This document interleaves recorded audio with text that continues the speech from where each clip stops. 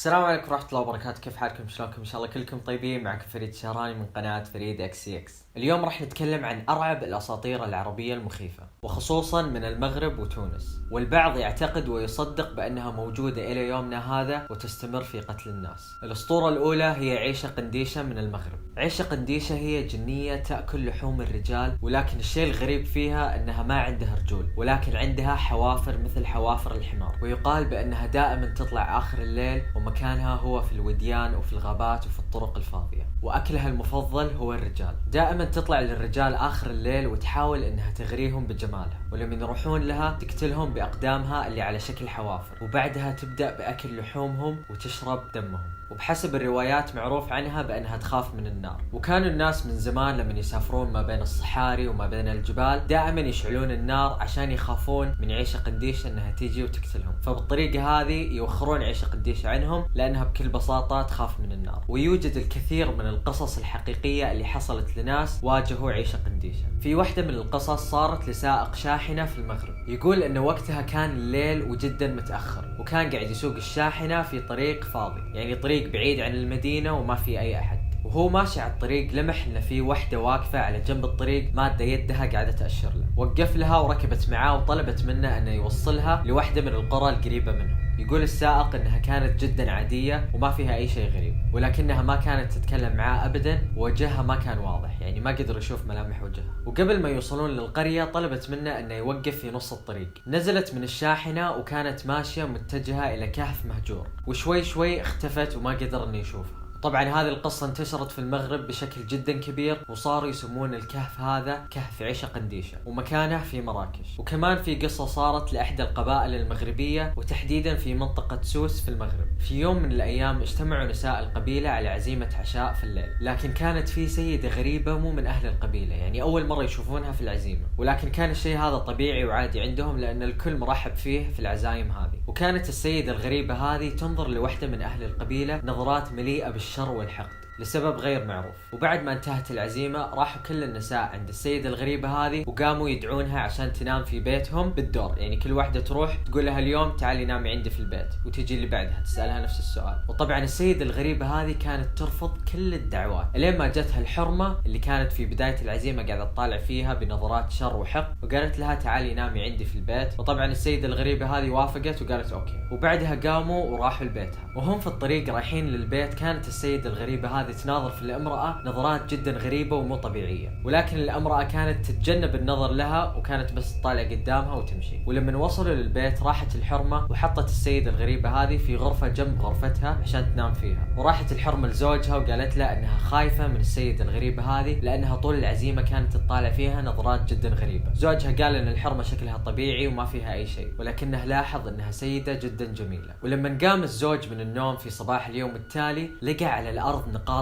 دم منتشرة في أنحاء المنزل، وقاعد ينادي على زوجته. وبعدين اكتشف أن زوجته اختفت مع السيدة الغريبة هذه. وبعدها اكتشفوا أهل القرية أن السيدة الغريبة هي في الأصل عيشة قنديشة، والكل كان قاعد يتكلم عن القصة هذه. ومن كثر ما أن موضوع عيشة قنديشة حقيقي وجدي، في كاتب قديم مغربي اسمه بول باسكون ذكر وتكلم عن عيشة قنديشة في كتابه اللي اسمه أساطير ومعتقدات من المغرب. ذكر في كتابه أن كان في أستاذ أوروبي جاء للمغرب وقعد في جامعة مغربية بس عشان يسوي بحث عن عيشة قنديشة. ومع مرور الوقت الأستاذ هذا حرق كل الكتب وكل البحوث اللي كتبها عن عيشة قنديشة وطلع من المغرب بكبرها. والسبب هو أنه تعرض لمواقف جدا غريبة ومريبة لما كان قاعد يسوي البحوثات عن عيشة قنديشة، وكثير من الناس يعتقدون أنها هي كانت السبب. ويوجد الكثير من الأشخاص المغربيين اللي طلعوا على التلفزيون والإنترنت وتكلموا عن المواقف المرعبة اللي حصلت لهم مع عيشة قنديشة. لا بليبار كانوا نعسات، قليل اللي كانوا فايقين اللي شافوها، ما شافوش كاع البنات ديال الفرقه. سالوا شكون هذيك الانسانه ما عرفناش، يعني في ذاك الليل في 2 الليل ما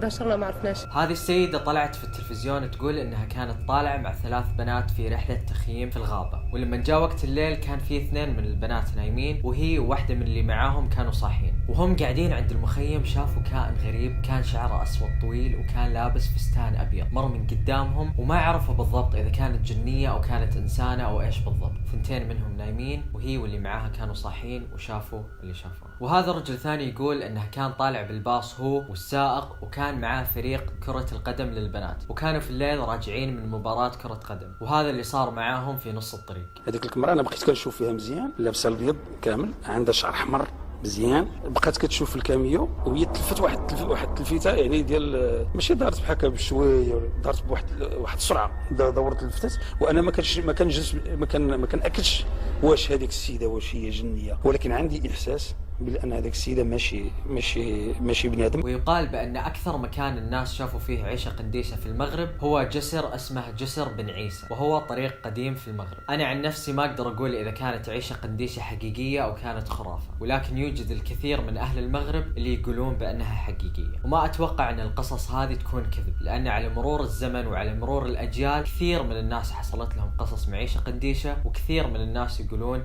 انهم واجهوها، وهذا الشيء يدل على انها موجودة في عالمنا وما تدرون، يمكن انها قاعدة تراقبكم في الليل من بعيد وانتم ما تعرفون. والحين راح نتكلم عن النعوشة، وهي واحدة من اشهر الاساطير المخيفة في تونس، وانا شخصيا لما بحثت عنها وقريت عنها حسيت بعدم ارتياح. فنصيحة لاي شخص كان صغير في السن، او اذا اي شخص كان يخاف من الاشياء هذه، انصحكم انكم ما تكملون المقطع. النعوشة هي طائر تشبه البومة، وشكلها جدا مخيف، وعندها منقار جدا طويل. يقال انها تهجم على الاولاد والبنات الصغار في الليل لمن اهاليهم ما ينتبهون لهم، تهجم على الاطفال من فوق وتدخل منقارها الطويل في رؤوسهم وتشفط ادمغتهم وتقتلهم. قصة النعوشة بدأت في زمن جدا بعيد، لما كانت في سيدة متزوجة وما كانت قادرة انها تنجب اطفال لسنين طويلة، وكان زوجها دائما يعاملها معاملة سيئة، وكان يرهقها في الشغل ويعطيها اشغال جدا متعبة. وبعدها حملت السيدة هذه واخيرا جابت طفل، وكانت تحبه حب جدا كبير لدرجة ما تتخيلونها، لانه ولدها الوحيد. ومع مرور الزمن كبر الطفل وصار عمره قريب من 8 أو 9 سنوات. في يوم من الأيام طلبت الأم من ولدها أنه يروح لبيت الجيران عشان يجيب لها أغراض للطبخ، عشان تطبخ الغداء قبل ما يجي زوجها من الشغل ويعصب عليها. طلع الولد من البيت واتجه لبيت الجيران عشان يجيب الأغراض، ولكن بيت الجيران كان شوي بعيد عن بيتهم. راح عند بيت الجيران وأخذ الأغراض، ولكن لما كان راجع للبيت لفت انتباهه طائر صغير مجروح، وكان الطائر هذا ينط من حفرة لحفرة. فترك الولد الأغراض وراح يلحق يحاول انه يمسك الطير هذا. ظل الولد يلحق الطائر هذا ويحاول انه يمسكه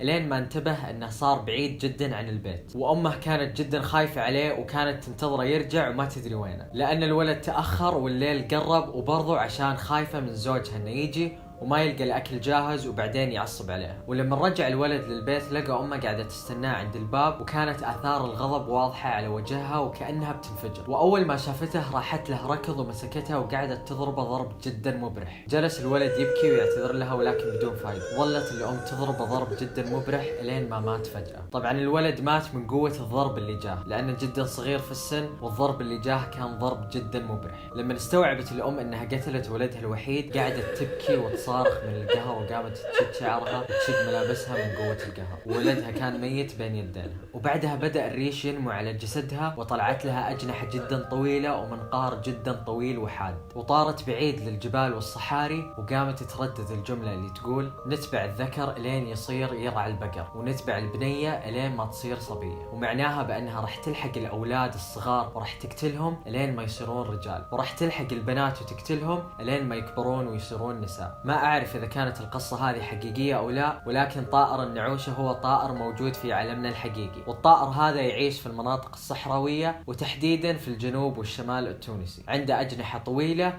ومنقاره جدا حاد، وصوته جدا مخيف كأنه صوت صراخ، وهو طائر يشبه البومة. راح أوريكم الحين مقطع حقيقي لسيدة تونسية مسكت طائر النعوشة وقاعدة تتكلم معه. مسكت النعوشة بعد ما شافتها أنها قاعدة تحاول أنها تهجم على أطفالها. قبل ما أحط لكم المقطع بس حاب أقول لكم أن المقطع ممكن يعتبر البعض مزعج، ويمكن بعضكم يخاف منه. ما تضرينيش، ما تمسينيش،